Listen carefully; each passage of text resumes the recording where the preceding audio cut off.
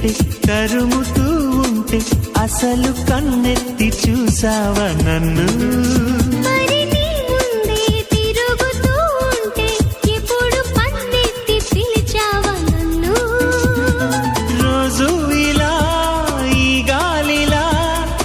చెవిని తాకేది నేనేగా